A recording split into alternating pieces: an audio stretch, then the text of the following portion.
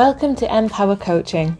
Discover how to reinvent yourself, find self-empowerment and live a more positive and fulfilling lifestyle. Em.Powercoaching combines a mental and physical approach to deliver a whole-rounded coaching experience with a focus on the 3 key areas that I believe make up the core foundations in achieving this: health, fitness and well-being. I will help you to connect the dots to discover the positive, confident, energized and empowered version of you. So, if you're ready, let's get into the episode.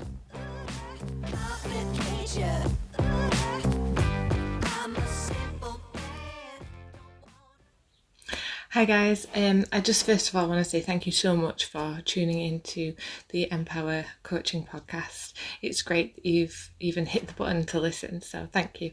As this is my first podcast of the show, I would like to start off by filling you in on my journey and where I've come from, which is kind of like the basis of why I've even started this podcast in the first place and why I started Empower Coaching as well.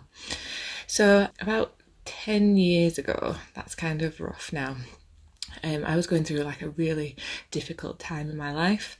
I had been struggling at university with deadlines. There was problems within the family and my personal life. And I guess a accumulation of all of this kind of led me down a bit of a dark route. So my initial problems started probably a lot sooner, which I noticed from reading through my diaries. I kept them till quite a late age. But as cringy as that might be, it kind of pinpointed a few areas in my life where I was possibly starting to turn to the negative with regards to my own health. So I started noticing a few patterns, but I think the main issue in my life, or the biggest problem that I was faced with, was whilst I was at university in my last year, I think was when it hit, I developed an eating disorder called bulimia. So for those of you who don't know, bulimia is a mental health condition that can be affected or triggered by someone's emotions. And it's different for everyone, but for me personally, it was an issue with being able to connect with my own emotions and to be able to deal with stress. So the way that I would deal with it is that I would have these binges on all kinds of crazy foods. I would eat ridiculous amounts of food that I can't even start to list how much would go in there. And that time of while I was binging made me feel good. Like it took my mind away from whatever I was worrying about, whatever I was stressed about. It gave me another focus, and it would make me feel good. I was eating ace food, but obviously it was short term. And pretty much instantly, as soon as I would finish a binge, I would then feel enormous amounts of guilt, embarrassment, shame, and I would think that I was then gonna get really fat and pile on loads of weight. So I would then control it, and I would do what we call was purge. So I would bring the food back up again. Let's put it in a nicer way. And that's kind of like how that went for, I think, 4 or 5 years it went, until I officially went to go and see someone. So every time that I would be upset, that I would struggle with work deadlines, or go through some emotional trauma in my personal life, this is how I would deal with it. Now, even to this day, saying it out loud, it sounds silly, and I think this is what a lot of people struggle with bulimia or any eating disorder, is that it's hard to understand when you're in the moment, and it's hard to speak about because of the level of shame and embarrassment that comes with it. So many people can go years and years and years without officially being diagnosed or speaking to anyone to get help. I didn't know that I had bulimia for about 5 years. I thought it was just wanting to eat loads of unhealthy foods, and it was that's all it was to me at that time. It was kind of just sack off whatever was going on and enjoy some food that is normally classed as not good for you or unhealthy, bad food, and I would just eat loads of it. And that's all I kind of thought it was. I didn't realise that it was actually a mental health condition, and that it was stemming from my emotions and my ability to deal with my emotions. So yeah, I went 5 years until I think the moment was when I had a breakdown during one of my lectures at university, and I had to leave the room, and luckily for me, my tutor came out and followed me, wanted to check that I was okay, and he then had a quick chat with me, and he referred me to the on-site student counsellor, who then referred me to the doctor, who then diagnosed me with bulimia. So it was a bit of a process. If it hadn't have been for my tutor actually following up on that, then I don't really know where I'd be today, because that was the initial point in which the change process started. So I'm forever thankful that someone actually took the time out to check on me, to make sure that I was okay, and follow that through. So that's a little bit of a background about bulimia and how that started for me. So where am I at now, and why am I doing what I'm doing? Well, I'm in a much healthier place. I am about 3 or 4 years free of relapse. So relapse is where you have a relapse, so you go and do it again. You may have a binge and then a purge, or even just a binge with bulimia. So yeah, I'm a good 3 or 4 years down the line of being free from relapse. Am I 100% mentality secure yet? No, I don't think so. I still have thoughts, but for me the most important thing is that I haven't taken action on those thoughts. So for me, in myself, I like to class that as me being cured, because for me, I'm in a much healthier position. While I was battling with bulimia, and while I was trying to go through the process of recovery, I would have relapses once a week, maybe once every 2 weeks. So I would go 2 weeks, yes, I'm finally free from bulimia, and then 2 weeks down the line I'd have a relapse and I'd feel crap again, and so I kind of was going round and round in circles, and I was getting to a point where I was like, this is just me for life. This is something that's going to be with me forever. I'm never going to be able to let go of this. And again, in my adult diary, there are actually notes where I have written about being in this place of feeling like I'm trapped, like I'm never ever going to be free from bulimia, which is a scary thought. And then that brings around a whole load of other thoughts. If I'm not good enough, no one's ever going to want to be with someone who is like this. I'm never going to be successful in life. So I was just, to simply put it, I was feeling very, very trapped. And like it would never end. But it has. And, I am walking proof of that happening. And so I guess what I want to do is kind of reach out to people who've been there and who are feeling the same that I did. And just to be able to say, you can change. It can change. You can come out of it. And you can wave goodbye to it forever, But it's definitely not as black and white as that, and it's not as simple as that. So I want to be part of that process to help other people find the freedom of feeling trapped by bulimia and other eating disorders as well. So what it was for me that really kind of helped me through, because I did go and see a counsellor. I had cognitive behavioural therapy, CBT, and that definitely helped me to understand my emotions, anxiety, stress, depression, and how to kind of tie it in and how to cope with it. But it didn't fully stop the binging and then causing the relapses. So what it was for me was when I was also having issues with my own body image. So I would go to the gym quite regular. And one day, a personal trainer approached me and said, look, I've got an offer on. I'm just going around handing out my flyers. This is what I can do for you. If you're interested, there's great offers on now. Just send me an email, and we can do a free 30-minute session.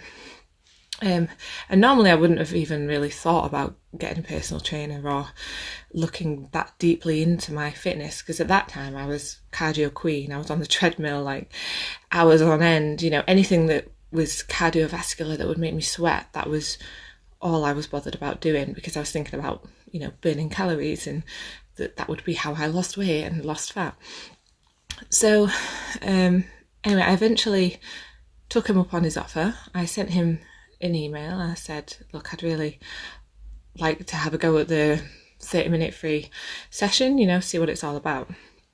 And so I met up with the trainer, and his session was very much based around resistance training, weight training, with a little bit of circuits in there as well. I'd never done anything like that before. Like I say, I was running, I was walking, jogging, swimming, anything that really sort of like made my heart go and make me sweat. But I'd never really delved into the fitness area, especially not at that time, because it was like there was a specific room I remember that was filled with the weights, the weight room, and it was like the lion's den. Like you just didn't approach that if you're a female. It was full of guys slinging around big weights and making loud grunting sounds, and yeah, it was the den. And I was like, I'm never ever going to go into that. It was so intimidating. So I didn't really even know what it was to train weights. I'd never used the machines because I'd never sort of gone through the process of getting someone to show me how to use them. So I just stuck with what I knew, which was the treadmill. So this guy, his whole session was based around weight training. We didn't do any typical sort of cardiovascular training. So I didn't go on a treadmill, didn't go on a cross trainer. It was all just free weights. So he had me doing things like squat and press, press ups, slam balls, using pieces of equipment that I just didn't even know existed in the gym. So running through that to the end of the session, I remember just feeling, I just felt fucking amazing, to be honest. I felt so good. I felt strong, I felt empowered, and I just had this like whole wave of confidence come over me. And I couldn't really quite describe it, but it was a good feeling. It felt awesome. I felt awesome. And I just loved it. And I was like, right, I am 100% doing this again. Like, weight training is ace. Like, I love it. I feel good. So I messaged him again, and then that's when I started my personal training sessions. And I continued to do this for quite a few years. So obviously I was building on my strength. I was noticing how my body was changing for the better. But the most important thing for me at this point was learning about resistance training and learning that you have to fuel your body in a certain way for it to make the most out of it, for it to be the most beneficial. I wanted to get stronger. I wanted to start seeing the muscles. That was something that instantly I became addicted to. I wanted to push heavier. I wanted to do better. I wanted my personal trainer to be proud of my achievement, of what I was doing and my achievements. So it was that kind of thought process that made me think, I can't be eating all this crap anymore and then throwing it up. Like, I need my energy. I need to feel energetic and strong so that I can walk in there and start slinging around all of these weights. And I was educated on the three main macros, so your proteins, your fats, your carbohydrates, the role that they play, especially with building muscle and hypertrophy, and the role that they play in your energy levels and recovery as well. So having that education really made me rethink my whole nutrition process. And I'm not going to say that it suddenly changed overnight, but I think the turning point for me was that I now had a purpose with my nutrition. So I wasn't afraid to eat carbs anymore because I knew that I needed them for my progression and for my recovery. I started learning more about the proteins and the fats, and the foods the bad foods that I was afraid of previously now became now became my friends, let's say. These were now foods that were going to help me along with my journey. So I needed to have them. So that kind of guilt, slowly, it was slow, that guilt kind of started to slide away. And I started to think more about eating to fuel my body. And that was basically the turning point for me. I had a focus on my food, and I knew what I needed to do and how to fuel my body. And the more that I started learning about that, the more I started to respect my body, the more that I learned about what it could actually achieve and what I could do with it and how I could change it, and how I could see myself getting stronger.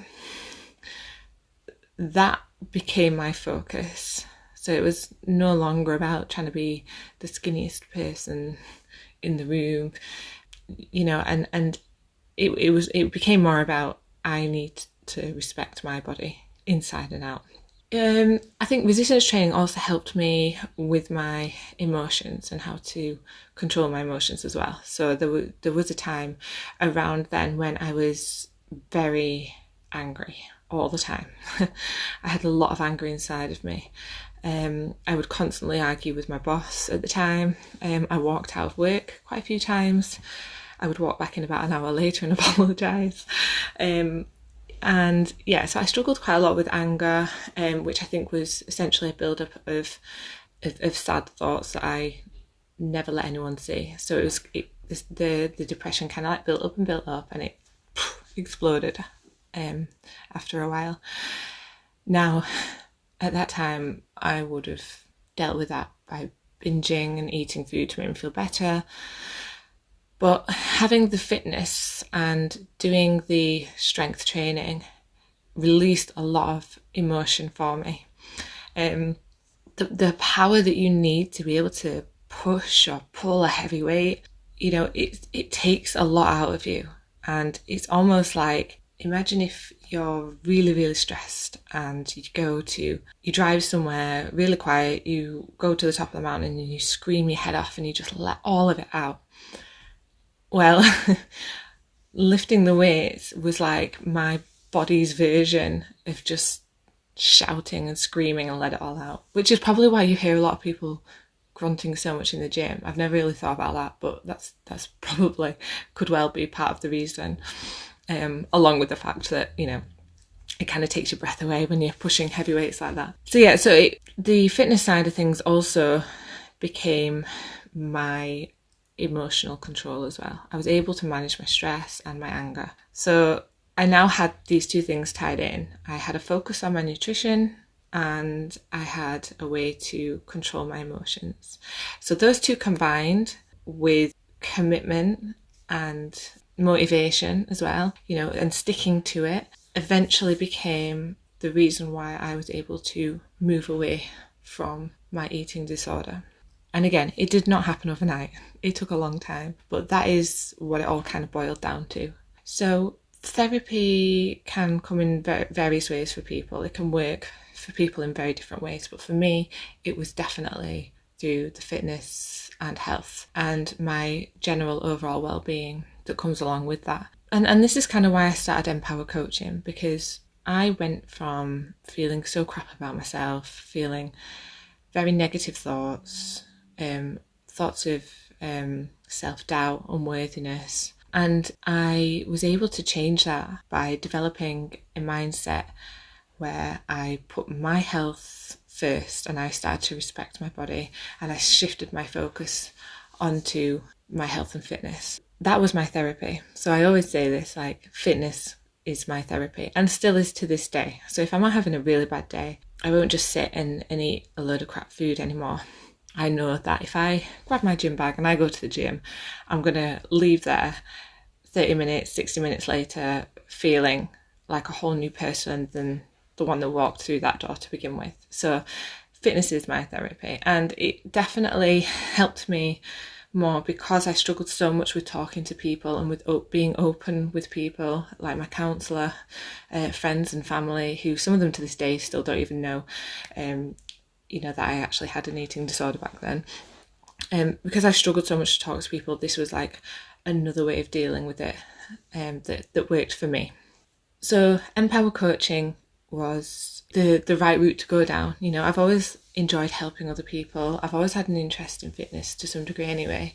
So I thought, right, I'm gonna go and get my qualifications that can back up my experiences, put the two together, and provide people who have gone through similar experiences that I have, who are feeling similar to how I did, feeling trapped, lost, confused, at a dead end, and show them, do you know what, there is an answer, but maybe you've been looking in the wrong place. Perhaps this route is going to be what works for you. And just to try and give people that empowerment and feeling of self-belief again, because I know how horrible it is to be in that place, and I know the amazing, wonderful things that living a healthy and fit lifestyle can do. So that's when Em.Powercoaching was born. So I guess kind of like what I want to say is, just to sort of like wrap it all up, is that my own experiences are what have led me here. So I'm coming with my coaching program not only from a qualified, research-backed path, but also from my own experiences. Like, I've been there, I've done it, I've got the t-shirt type of thing. I understand the mentality that's going to go with it. I understand the physical side that's going to come with it. And I understand the importance of the two meeting as well. Because it's all fair and well saying you can go into the gym and you can do a workout and that's all cool. But if you haven't got the mentality to go with that, then eventually it's either going to be a slower progress or it's going to come to a stop. So I bring Em.Powercoaching with an approach from all areas. So it's a whole approach. It's looking at your health, your fitness, and your mental well-being as well, and tying them all together with the aim to help people reinvent themselves and find the best version of them. So with that in mind, this podcast really, over the weeks that I record each show, it is going to be bringing you elements of each of those three areas: health, fitness and well-being. So we're going to look at mental attitudes, how to limit self-limitations, how to find empowerment in your daily life, looking at strategies to live a more positive lifestyle and have, and improve on your self-confidence. And it's also going to be educating the listeners on fitness, weight and resistance training, because that's specifically where I hold my passion. Various types of exercise, how we can incorporate that into our daily lives, looking at nutrition and the importance of vitamins, minerals, macros, micronutrients, all that kind of stuff. And just having elements of all of that, tying it all in so that we get a whole rounded approach to try and find the best version of you. So that's my story, my introduction. Thank you for listening. And, if you've got any comments about what you've heard today, or maybe you've related to something that I've said, please do reach out and let me know.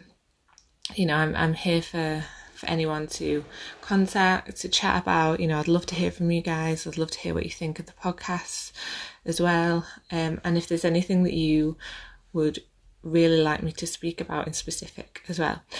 So you can follow me on Instagram. It's just Em.Powercoaching UK.